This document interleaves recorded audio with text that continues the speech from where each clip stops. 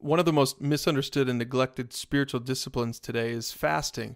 Now, fasting is when you deny yourself food and or drink for a period of time.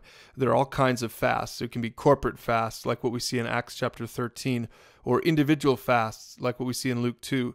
There are full fasts where you fast everything, and there are partial fasts where you maybe only fast certain types of food or whatever. So there are all kinds of fasts, and the purpose of this video isn't to get into all of that. You can see another extra video on fasting if you want more of those details. We just want to show you that fasting develops endurance in your life as a Christian.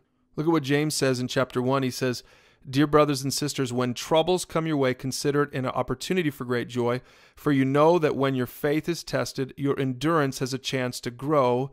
So let it grow, for when your endurance is fully developed, you'll be perfect and complete, needing nothing." Now, this passage isn't talking about fasting, but it's talking about just regular trials and troubles that can come into your life as a Christian.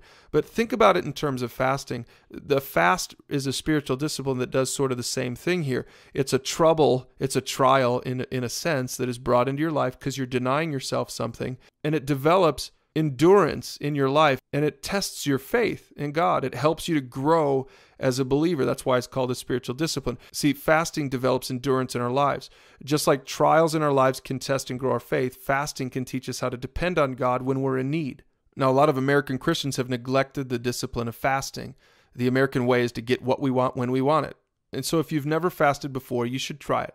I encourage you to start slowly if you need to. Fast a meal one day or fast a particular food item that you enjoy for an entire week. And then develop the discipline of fasting. Go deeper with it as you grow. And you'll learn that fasting, just like trials in your life, can develop endurance. It can strengthen your faith and teach you to depend upon God.